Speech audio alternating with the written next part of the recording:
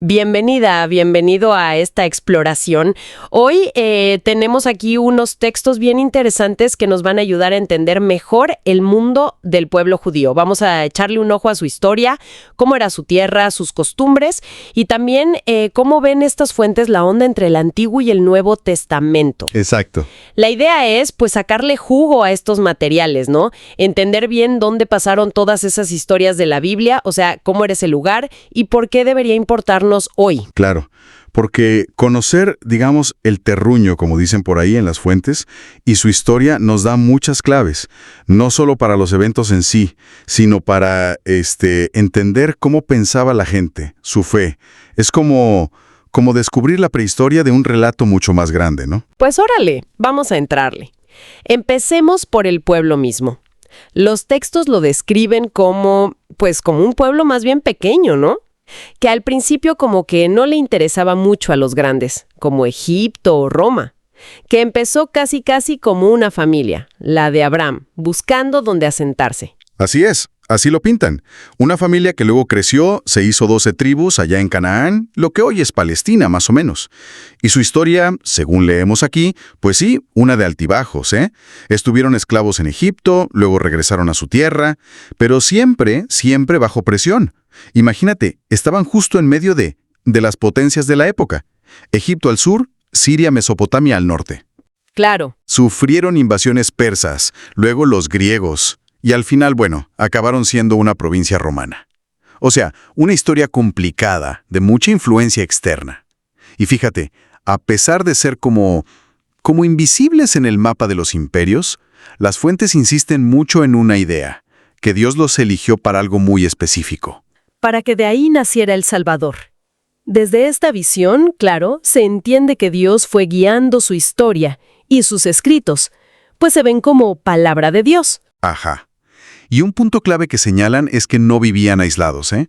Tuvieron mucho contacto, intercambio con las culturas de Mesopotamia, de Egipto, con sus vecinos los asirios, arameos, fenicios. De hecho, la zona que llaman el país de la Biblia es parte de la famosa Media Luna Fértil, ese corredor que va desde el Nilo hasta el Golfo Pérsico y que pasa justo por Palestina y Mesopotamia, una zona crucial donde nacieron grandes civilizaciones. Qué interesante eso, ¿no? Que esa misma ubicación que los hacía vulnerables también los ponía en contacto con todo el mundo antiguo. Oye, y hablando de cómo se veían a sí mismos, las fuentes dicen que usaron diferentes nombres. Hebreo, israelita, judío. ¿Qué onda con eso? Pues fíjate que eso nos cuenta una historia de cómo su identidad fue, evolucionando. Hebreo, por ejemplo, que viene de un ancestro de Abraham, parece ser más antiguo, un término más amplio. A veces incluía a otros pueblos cercanos. Israelita, en cambio, viene de Israel, el nombre que le dieron a Jacob. Ese era como el nombre más propio, el que usaban entre ellos, ¿sabes? ¿Sí? El de las 12 tribus que descendían de él. Quizá hebreo lo usaban más al hablar con gente de fuera. Entiendo. Y judío, ese originalmente era solo para la gente de la tribu o del reino de Judá, pero se hizo el nombre más común después del exilio en Babilonia. Ah, mira. Sí, porque la mayoría de los que pudieron regresar eran de Judá.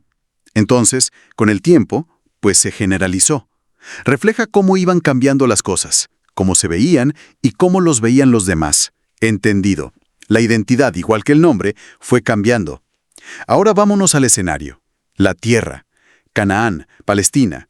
Las fuentes la llaman Tierra Prometida. Pero ¿cómo era en realidad? Sí, la Tierra Prometida. Aunque Palestina, el nombre, significa Tierra de Filisteos, pero antes se llamaba Canaán. Era, como decíamos, un pasillo estratégico entre los grandes, Egipto y Mesopotamia, limitada al norte por Líbano y Siria, al sur por el desierto del Sinaí, al este por el desierto de Arabia y al oeste, el mar Mediterráneo. ¿Y geográficamente cómo la describen? Como una tierra de muchos contrastes. Fíjate, describen como 4 franjas. Primero la costa, una llanura, luego montaños en el centro, después una depresión muy profunda, la del río Jordán, donde está el mar de Galilea y el mar Muerto, y al otro lado del río una meseta, Transjordania. Montañosa y variada entonces. ¿Y de recursos qué tal? ¿Qué daba esa tierra? Pues mira, daba lo básico: trigo, cebada. Y frutos muy importantes para ellos. higos, dátiles, uvas para el vino fundamental y aceitunas para el aceite. Criaban ovejas, cabras, carneros. Usaban burros y camellos. El clima también, con solo 2 estaciones bien marcadas, la de lluvias y la seca, hacía todo muy impredecible. Sí, la describen como árida y pobre en general. Y sin embargo está esa frase famosa, tierra que emana leche y miel. ¿Cómo cuadra eso? Pues es cosa de perspectiva, ¿no? Imagínate gente que venía de andar años por el desierto del Sinaí, como cuenta el Éxodo. Para ellos, cualquier lugar con un poco de verde y agua, pues era el paraíso. Era la promesa cumplida, ¿sabes? Pero siendo objetivos, vivir allí era una lucha constante. Adaptarse, trabajar duro, y no era tranquilo, ¿eh? Las fuentes también hablan de ataques de grupos nómadas. Me imagino que esa lucha por sobrevivir en un lugar así, pues, debió marcarles mucho el carácter. Y hasta su forma de ver a Dios, ¿no? Los textos le dan muchísima importancia al agua, o a la falta de ella, y al desierto. Totalmente. El agua era la vida, literal. Y era escasa. El Jordán, que era el único río importante, pues tenía un caudal muy irregular, a veces torrencial. Dependían de pozos, de cisternas para juntar cada gota. Por eso el agua tiene un simbolismo enorme en la Biblia. Es bendición, es purificación, es vida que viene de Dios. Y si falta, pues es castigo, es desgracia.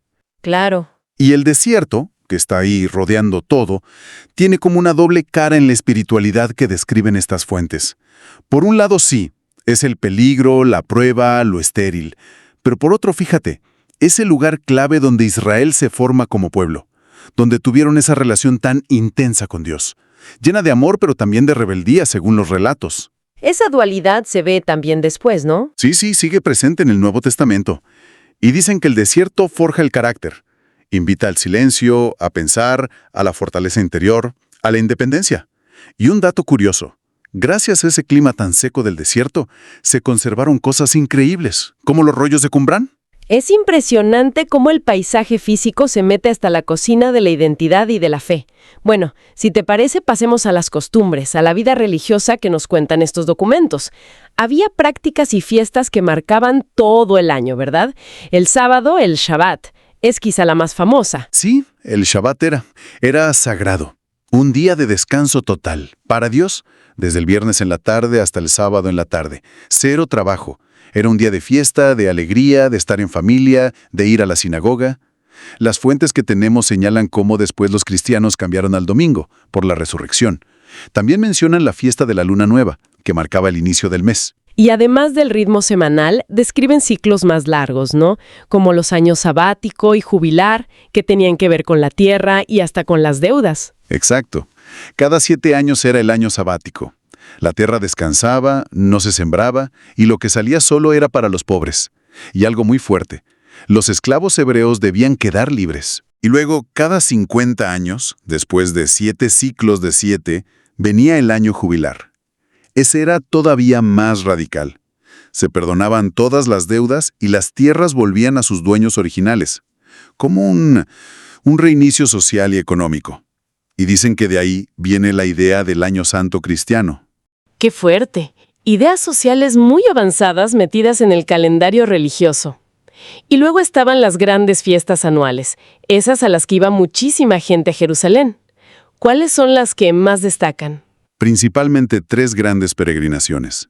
La primera en primavera, la Pascua, Pesaj. Era para recordar la salida de Egipto, la liberación de la esclavitud. El centro era la cena en familia, con un cordero sacrificado. Su sangre, según el relato, marcaba las casas para protegerlas.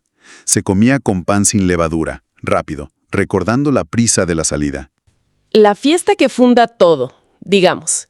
¿Y las otras 2? 50 días después de la Pascua venía Pentecostés, Shavuot.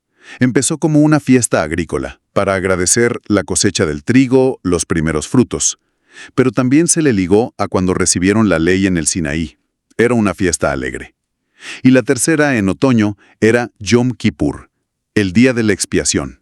Ese sí era el día más solemne de todos, de ayuno total, de oración para pedir perdón por los pecados de todo el pueblo. El día del perdón. Ajá, y el protagonista era el sumo sacerdote. Era el único día que podía entrar al lugar más sagrado del templo, el Santo de los Santos. Entraba con sangre de animales sacrificados para obtener el perdón de Dios para él y para todos. Y también era el día del famoso chivo expiatorio, un macho cabrío que soltaban al desierto, como si se llevara cargando los pecados de todos. Uf, qué rituales tan cargados de simbolismo. Y faltaba una, ¿no? La de los tabernáculos o Sukkot, esa mera. Sukkot. Dicen que era la fiesta más alegre de todas. También en otoño, ya cuando se había recogido toda la cosecha, era para dar gracias por todos los frutos. Y lo más típico era que la gente vivía 7 días en cabañitas hechas con ramas, la Sukkot, recordando cuando anduvieron como nómadas en el desierto. Había procesiones, un ritual con agua muy importante, y en las noches el templo se iluminaba todo, con cantos y música. Muy vistosa, muy popular. Nos da una idea de una vida religiosa muy marcada por el calendario, muy conectada con su historia y con la tierra, ¿no? Y hablando del templo, ¿quiénes eran los encargados del culto según estos documentos? Pues básicamente 2 grupos, los levitas y, por encima de ellos, el sumo sacerdote. Los levitas, que eran de la tribu de Leví, se encargaban de todo lo práctico del santuario. Usaban el lugar, ayudaban con las ofrendas, recibían los diezmos, enseñaban la ley, cantaban en las ceremonias, pero ellos no podían entrar a la parte más sagrada. Y la figura principal era el sumo sacerdote. Sí, él era la máxima autoridad religiosa. Tenía que ser descendiente directo de Aarón, el hermano de Moisés. Supervisaba todo, el culto, el tesoro del templo, y como dijimos, era el único que entraba al Santo de los Santos una vez al año en Yom Kippur. Usaba unas vestiduras muy especiales, llenas de símbolos, y las fuentes mencionan que tenía unas formas de consultar la voluntad de Dios, algo llamado Urim y Tumim, que llevaba en el pectoral. Un misterio eso. Bueno, creo que ya tenemos una imagen más clara del pueblo, su mundo, sus prácticas. Ahora, hay una parte importante de los textos que estamos viendo que se mete a reflexionar sobre el Antiguo Testamento. Sobre todo, claro, desde una mirada cristiana posterior. Señalan lo obvio, que para el pueblo judío de entonces, la ley, la Torá, era todo. La voluntad de Dios, su guía, su cultura, su identidad. Claro, reflejan esa centralidad absoluta que tenía para el judaísmo. Pero luego los textos, sobre todo los de origen católico que tenemos, empiezan a comparar con el Nuevo Testamento. Y el argumento principal que presentan es que para un cristiano de hoy, los 2 testamentos no están, digamos, al mismo nivel. El cristiano pertenece a la nueva alianza, la del Nuevo Testamento. Entonces, ¿qué valor le dan al Antiguo Testamento desde esa perspectiva? Mencionan que sí fue un avance en su época. Sí, lo ven como una etapa necesaria, como parte de lo que llaman la pedagogía divina. Como si Dios hubiera ido enseñando a su pueblo poco a poco, ¿sabes? Ponen el ejemplo de la ley del talión, eso de ojo por ojo. Explican que aunque hoy nos suene bárbaro, en aquel momento no buscaba fomentar la venganza, sino limitarla, ponerle un freno, evitar que la violencia se saliera de control. Entiendo, poner un límite. Exacto. O el monoteísmo, que avance tan enorme frente a todos los dioses de los vecinos. Era Dios adaptándose, educando gradualmente a su pueblo para llevarlo más alto. Una educación paso a paso, pero que consideran superada, ¿cierto? Exactamente. Argumentan que el Nuevo Testamento trae la revelación completa, la definitiva. Donde el Antiguo ponía límites, el Nuevo pide perdonar y amar incluso al enemigo. Donde el Antiguo decía, Dios es uno, el Nuevo revela que ese Dios es Trinidad. Señalan que el Nuevo Testamento enseña que lo que importa no son los ritos externos de pureza, comida, tocar ciertas cosas, sino lo que hay en el corazón. Que el culto ya no depende de un lugar físico como el templo, sino que es en espíritu y verdad. Ajá. La idea central es que Jesús no vino a borrar la ley antigua, sino a darle su sentido más profundo, a interiorizarla, a llevarla a su perfección. Lo pintan casi como una preparación, algo temporal. Sí, usan una metáfora muy visual, comparan la ley del Antiguo Testamento con un pedagogo. Alguien que llevaba de la mano al niño, que era Israel, hasta que llegara el maestro, que es Cristo. Y una vez que llega el maestro, pues el pedagogo ya no tiene la misma autoridad directa sobre el niño, ¿no? Dicen que el Antiguo Testamento está lleno de sombras, de figuras, Los sacrificios, el maná del desierto, hasta Moisés mismo, que solo anuncian una realidad que se cumple totalmente en Cristo.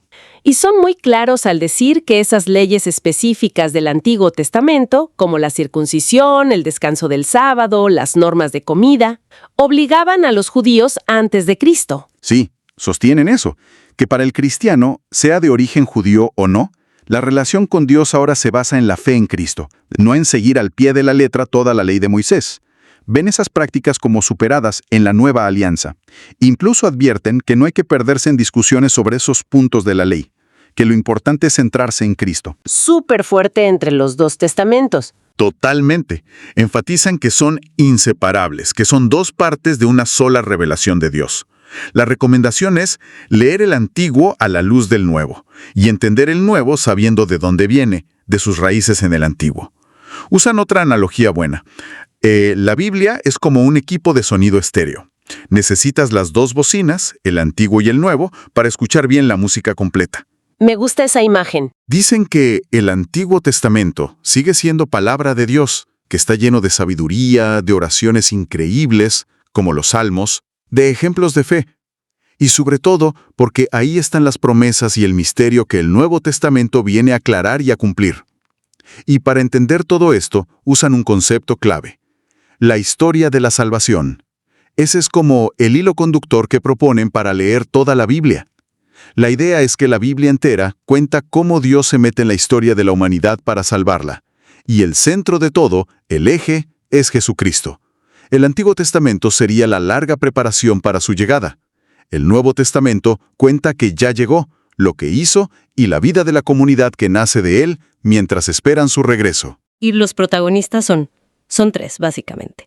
Dios, Yahvé, el liberador, al que Jesús nos revela como Padre, el pueblo elegido, Israel, al que Dios llama por amor para una misión, y la alianza, ese pacto especial que Dios hace con Noé, con Abraham, con Moisés en el Sinaí, con David, hasta la nueva alianza definitiva en la sangre de Jesús.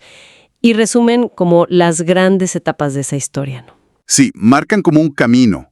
Primero la preparación con los patriarcas como Abraham, luego la liberación de Egipto y la formación del pueblo en el desierto con la alianza del Sinaí, después la vida ya en la tierra prometida con tiempos de fidelidad y de infidelidad, la voz de los profetas, el golpe del exilio, luego la etapa de esperanza después del exilio, esperando una nueva alianza, esperando al Mesías, y finalmente el cumplimiento, Jesús. Su vida, su muerte, su resurrección, el envío del Espíritu Santo y la formación de la Iglesia como el nuevo pueblo de Dios que sigue esa historia. Vaya recorrido, ¿eh? Desde sentir casi el polvo de Canaán y el ritmo de sus fiestas, hasta asomarnos a cómo estas fuentes leen la gran historia que une el Antiguo y el Nuevo Testamento. Sí, la verdad es que queda claro que desde esta perspectiva que nos presentan los textos, el Antiguo Testamento es la base. El cimiento indispensable lleno de promesas, de símbolos, que solo se entiende completamente a la luz de Cristo y del Nuevo Testamento. Quizá algo interesante para llevarnos a reflexionar podría ser cómo cambia nuestra manera de leer, no sé, los evangelios o las cartas de Pablo cuando tenemos más presente toda esta raíz, toda esta historia, esta cultura, esta religión tan profunda que hemos estado platicando hoy. Ver lo que sigue igual y lo que es totalmente nuevo. Excelente punto para seguirle pensando.